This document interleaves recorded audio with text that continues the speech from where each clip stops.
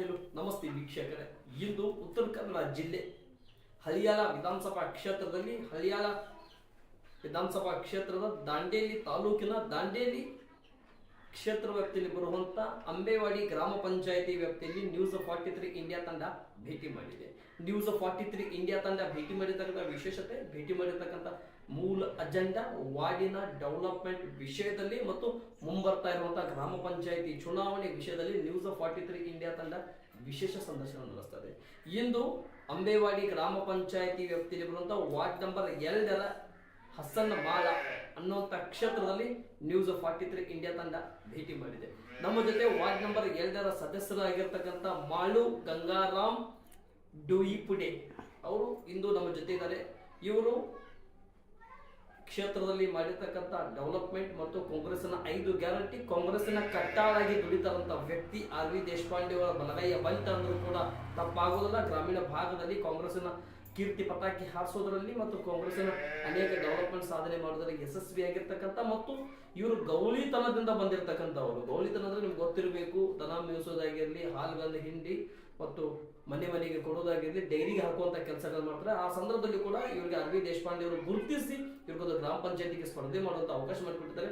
ಬಲಿ ವೀಕ್ಷಕರು ನಮ್ಮ ಜೊತೆ ಮಾಡೋರಿದ್ದಾರೆ, ಅವ್ರ ಜೊತೆ ಮಾತನಾಡೋದು. ನಮಸ್ಕಾರ, ಚೆನ್ನಾಗಿದ್ದಾರೆ ಮಾಡೋದ್ರೆ? ಹೇಗೆ ನಡೀತಾ ಇದೆ ಗ್ರಾಮ ಪಂಚಾಯತಿ ಚುನಾವಣೆ? ಗ್ರಾಮ ಪಂಚಾಯತ್ ಜೀವನ ಹೆಂಗ್ ನಡೀತಾ ಇದೆ? ಚೆನ್ನಾಗಿ ನಡೀತಾ ಇದೆ ಸರ್. ಗ್ರಾಮ ಪಂಚಾಯತಿಯಲ್ಲಿ ಬರೋಕೆ, ಚುನಾವಣೆ ಬರೋಕ್ಕಿಂತ ಮುಂಚೆ ಏನ್ ಕೆಲಸ ಮಾಡ್ತಿದ್ದೀವಿ? ಈಗಂದ್ರೆ ಸರ್ ಈಗ ನಾವೊಂದು 15 ಹಣಕಾಸು ಒಳಗೆ ಕೆಲಸ ಮಾಡ್ತಾ ಇದ್ದೀವಿ ಸರ್. 15 ಹಣಕಾಸು ಒಳಗೆ ಕೆಲಸ ಮಾಡ್ತಾ ಇದ್ದೀವಿ. ಗ್ರಾಮ ಪಂಚಾಯತಿಗೆ ಚುನಾವಣೆಗೆ ಬರೋಕ್ಕಿಂತ, ಎಲೆಕ್ಷನ್ ಬರೋಕ್ಕಿಂತ ಮುಂಚೆ ನೀವು ವೈಯಕ್ತಿಕ ನಿಮ್ಮ ಜೀವನದಲ್ಲಿ ಏನ್ ಕೆಲಸ ಮಾಡ್ತಿದ್ದೀವಿ? ನಾವು ವೈಯಕ್ತಿಕ ಅಂದ್ರೆ ಸರ್ ಗೌಂಡಿ ಕೆಲಸ ಮಾಡ್ತಾ ಇದ್ದೀವಿ ಸರ್.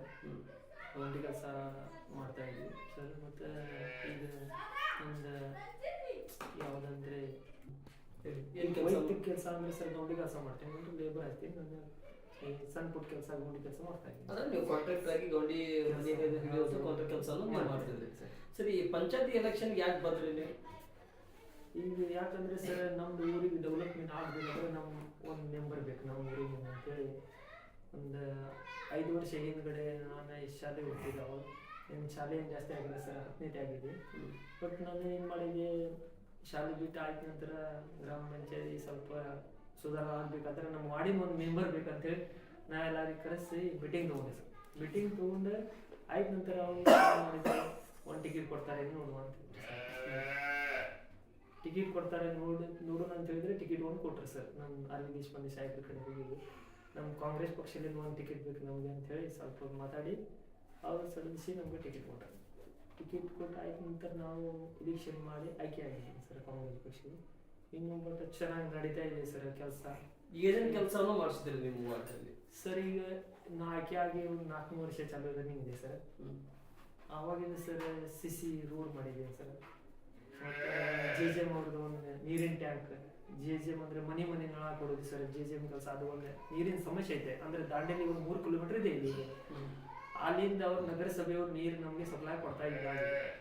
ಆಮೇಲೆ ನಾವು ನಮ್ಮ ಸಾಕ್ಷೇತರ ಕಡೆ ಹೋಗಿ ಸಾಹೇಬ್ರ ಕಡೆ ಹೋಗಿ ಭೇಟಿ ಮಾಡಿಸಿ ಸರ್ ನಮಗೆ ದಾಂಡೇಲಿ ನೀರು ಕೊಡ್ಬೇಕಂದ್ರೆ ಸಾಹೇಬ್ರೇನು ಹೇಳಿದ್ರೆ ಇಲ್ಲ ಮನೆ ನಳ ಕೊಡ್ತೀವಿ JJM ಅದು ಒಂದು ಟೆಂಡರ್ ಹಾಕಿಸ್ಕೊಂಡಿದ್ವಿ ಸರ್.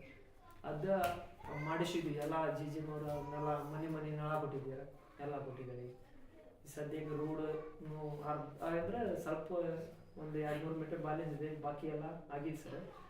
ಎಲ್ಲ ನಮ್ದು ಸಾಹೇಬ್ರ ಆಶೀರ್ವಾದ. ಎಷ್ಟು ಜನರಿಗೆ ಈ ಆಶ್ರಯ ಮನೆ ಅಂತೇಳಿ ಬರ್ತಾವ? ಹೌದು ಸರ್, ಹೌದು ಸರ್.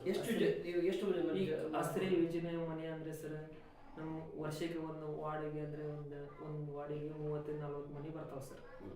ಅಂದ್ರೆ ನಮ್ಮ ವಾರ್ಡಿಗೆ 3 ಮೆಂಬರ್ ಅಂದ್ರೆ ಒಂದು 10 ಮನೆ ಕೊಟ್ಟಿದ್ದಾರೆ. ಸೊ ಬಟ್ 10 ವರ್ಷಕ್ಕೆ ನಾವು 10 ಮನೆ ಕೊಡ್ತಾ ಇದ್ದೀವಿ ಸರ್. ಈಗ ಯಾರು ಬಡವರು ಭಾಳ ಇದ್ದಾರೆ ಅವ್ರಿಗೆ ನೋಡಿ ನಾವು ಆಯ್ಕೆ ಮಾಡಿ ಅವ್ರಿಗೆ ಕೊಡ್ತಾ ಇದ್ದೀವಿ ಸರ್. ಯಾರ್ದು ಡಾಕ್ಯುಮೆಂಟ್ ಸರಿ ಇದೆ ಅದಂದ್ರೆ ಮೊದಲೆಲ್ಲ GPS ಇಲ್ಲ ಆಗಿದೆ ಸರ್. ಈಗೆಲ್ಲ ಆನ್ಲೈನ್ GPS ತಗೋತೀವಿ. ಅದೆಲ್ಲ ಡಾಕ್ಯುಮೆಂಟ್ ಕಲೆಕ್ಟ್ ಮಾಡಿ ಅವ್ರಿಗೆ ಯಾರಿಗೆ ಬಡವರು ಇದ್ದಾರೆ ಅವ್ರಿಗೆ ಮನೆ ಕೊಡಾಕತ್ತೀವಿ ಸರ್. ಈ ಕುಡಿಯುವ ನೀರಿನ ವ್ಯವಸ್ಥೆ ಮತ್ತು ಈ ಚರಂಡಿ ಗಟರಿನ ವ್ಯವಸ್ಥೆ, ಲೈಟಿನ ವ್ಯವಸ್ಥೆ ಯಾವ ರೀತಿ ಇದೆ ಸರ್ ನಿಮ್ಮಲ್ಲಿ? ಸರ್ ಗಟ್ರದ ಅಂದ್ರೆ ಗಟ್ರ ಈಗ ಸದ್ಯಕ್ಕೆ ನಾ ಮೆಂಬರ್ ಆಯ್ಕೆ ಆಗಿದ ನಂತರ ಗಟ್ರನ್ನು 250 ಮೀಟರ್ ಮಾಡಿದ್ದೀವಿ. ಬಟ್ ಸ್ವಲ್ಪ ಅರ್ಧ ಮುಂದ ಉಳಿದಿದ್ದೀವಿ. ಮತ್ತೆ ನೀರಿನ ಅಂದ್ರೆ ನೀರು ಚೆನ್ನಾಗಿದೆ ಸರ್. ಅಂದ್ರೆ ಈಗ ನೀರು 2 ಸಾರಿ ಮೋಟ್ರನ್ನು ಇದೆ ಮತ್ತೆ ದಾಂಡೇಲಿನೂ ಬರಾಗುತ್ತೆ ಸರ್. 2 ಕಲೆಕ್ಷನ್ ಮಾಡಿವಿ ಅಂದ್ರೆ ಒಂದ್ಸಲ ಕರೆಂಟ್ ಇರಲ್ಲ ಸರ್. ಈಗ ಒಂದೊಂದ್ಸಲ ಕರೆಂಟಿನ ಸಮಸ್ಯೆ ಇರ್ತದೆ, ಅವಾಗ ನಾವು ಏನ್ ಮಾಡ್ತೀವಿ ಆ ಲೈನ್ ಚಾಲು ಮಾಡ್ತೀವಿ ದಾಂಡೇಲಿಂದ. ಕರೆಂಟ್ ಚಾಲು ಇದ್ರೆ ಈ ಲೈನ್ ತಗೊಳ್ತೀವಿ. ಅಂದ್ರೆ 2 ನೀರಿನ ಸಮಸ್ಯೆ ಏನಿಲ್ಲ ಸರ್. ಮಳಿ ಒಳಗೆ ಏನಂದ್ರೆ ಸ್ವಲ್ಪ ಗಿಡ ಬರ್ತಾವಲ್ಲ ಸ್ವಲ್ಪ ಒಳಗಡೆ ಇದೆ ಅಂತೇಳಿ ನೀರಿಂದ ಅವಾಗ ಸ್ವಲ್ಪ ಸಮಸ್ಯೆ ಆಗ್ಬೋದು. ಈಗ ಸದ್ಯಕ್ಕೆ ಯಾವುದೇ ಸಮಸ್ಯೆ ಇಲ್ಲ ಸರ್. ಮತ್ತೆ ಈಗ ನಮ್ಮ ಶಾಸಕರ ಕಡೆ ಸ್ವಲ್ಪ ನಮ್ದು ಒಂದು ಮೊನ್ನೆ ಒಂದು 15 ದಿವಸ ಆಯ್ತು ಸರ್. ನಮ್ದು ಶ್ರೀಕೃಷ್ಣ ದೇವಸ್ಥಾನ ಅಂತೇಳಿ ದೊಡ್ಡ ಒಂದು ದೇವಸ್ಥಾನ ಕಟ್ಟಿದ್ದೀವಿ ನಾವು. ಅದನ್ನು ನಾವು ಮುದ್ರಾ ಇಲಾಖೆಯಿಂದ ಸಾಹೇಬ್ರ ನಮಗೆ ಒಂದು 15 ಲಕ್ಷ ರೂಪಾಯಿನೂ ಕೊಟ್ಟಿದ್ದಾರೆ. ಅದು ಗುಡಿ ಚೆನ್ನಾಗಿ ಕಟ್ಟಿ ನೀವು ಗೌಳಿ ಜನ ನೀವು ಕಾಡಲ್ಲಿ ಇರೋರು ಜನ ಈಗ ನಮ್ಮ ಸಾಹೇಬ್ರ ಹೇಳಿ ನಾವು ಎಲ್ಲರಿಗೆ ಕೊಟ್ಟಿದ್ದೀವಿ. ಅದು ಒಂದು ಗುಡಿಗೆ ಸಾಹೇಬ್ರು ನಮಗೆ 15 ಲಕ್ಷ ರೂಪಾಯಿ ಹಾಕಿ ಕೊಟ್ಟಿದ್ದಾರೆ. ಸರಿ, ಈ ಗೌಳಿ ಜನಾಂಗದಲ್ಲಿ ಮತ್ತು ಈ ಒಂದು ಗೌಳಿ ವಠಾರವಾಗಿರೋದ್ರಿಂದ ಹೌದು ಸರ್. ಮತ್ತೆ ಇಲ್ಲಿ ವಿಶೇಷವಾಗಿ ಒಂದು ಅನುದಾನ ತರೋದ್ರಲ್ಲಿ ನೀವು ಕೆಲಸ ಮಾಡ್ತೀರಿ.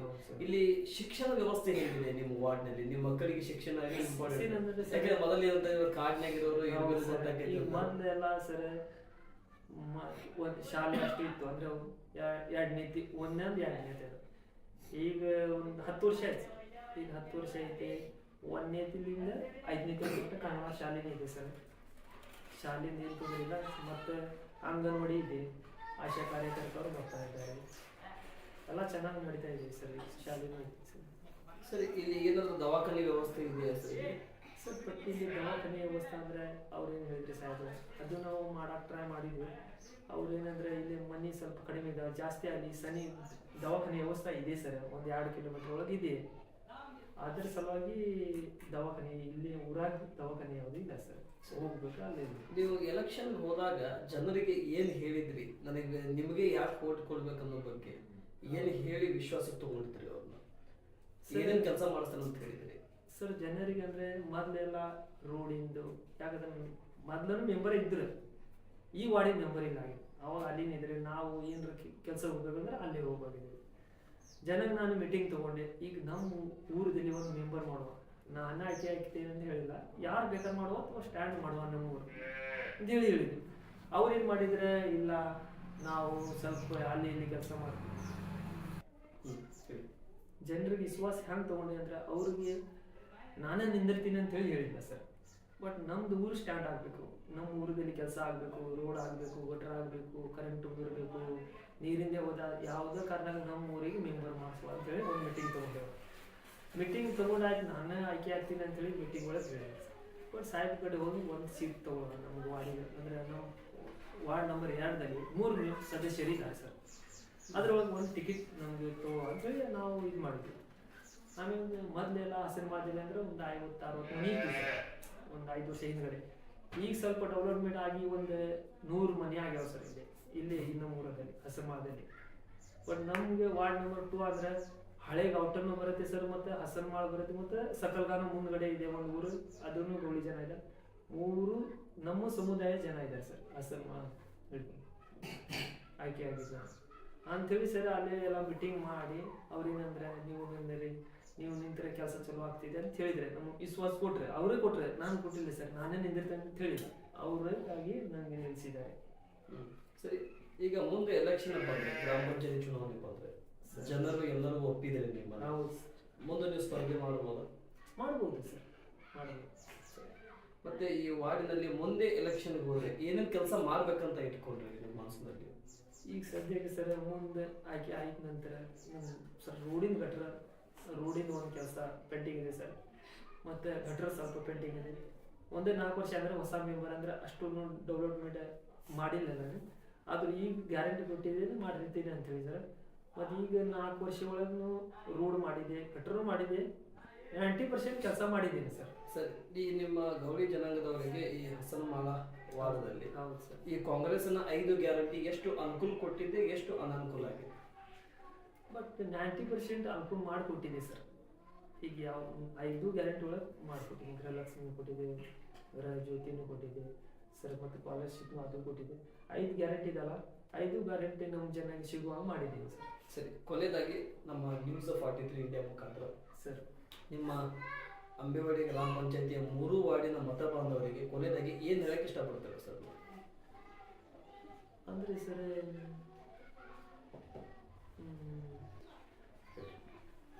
ಸರ್ ನೋಡ್ರಿ, ಮುಂದೆ ಜನರಿಗೆ ಏನು ಹೇಳ್ಬೇಕಂದ್ರೆ, ಈಗ ನಾನು 4 ವರ್ಷ ಕೆಲಸ ಮಾಡಿದ್ದೀನಿ, ಚಲೋ ಕೆಲಸ ಮಾಡಿದ್ದೀನಿ. ಮುಂದೆ ಹಂಗೆ ಜನರಿಗೆ ಕೆಲಸ ಮಾಡಿಕೊಡ್ತೀನಿ ಅಂತೇಳಿ ಗ್ಯಾರಂಟಿ ಕೊಡ್ತೀನಿ ಸರ್. ಆ ಗ್ಯಾರಂಟಿ ಪ್ರಕಾರ ನಮ್ಮ ಜನ ಆಯ್ಕೆ ಮಾಡಿಕೊಟ್ರೆ ಚಲೋ ಅಂತೇಳಿ ಮುಂದೆ ನಾನು ನಿಲ್ಬೇಕಂತೇಳಿ ನಮ್ಗೆ ತುಂಬ ಆಸೆ ಇದೆ ಸರ್. ಆದರೂ ಅವರು ಹ್ಞೂ ಅಂತ ಹೇಳಿದ್ರೆ ನಾನು ನಿಲ್ತೀನಿ ಸರ್. ಓಕೆ, ತುಂಬ ಧನ್ಯವಾದಗಳು ಮಾಳುವರೇ. ಇಷ್ಟೊತ್ತಿನವರೆಗೆ ಡೊಯ್ಕುಡಿಯವರೇ ನಮ್ಮ ನ್ಯೂಸ್ 43 ಇಂಡಿಯಾ ಮುಖಾಂತರ ತಮ್ಮ ಸಮಯ, ತಮ್ಮ ವಿಚಾರ ಹಂಚಿಕೊಂಡಿದ್ದಕ್ಕೆ, ನೀವು ಏನೇನು ಕೆಲಸ ಮಾಡಿರಿ ಅದನ್ನೆಲ್ಲವನ್ನು ಕೂಡ ನಮ್ಮ ನ್ಯೂಸ್ 43 ಇಂಡಿಯಾ ಮುಖಾಂತರ ತಿಳಿಸ್ಕೊಟ್ಟಿದ್ದಕ್ಕೆ ತುಂಬ ಧನ್ಯವಾದಗಳು. ನಮಸ್ತೆ, ಜೈ ಜೈ.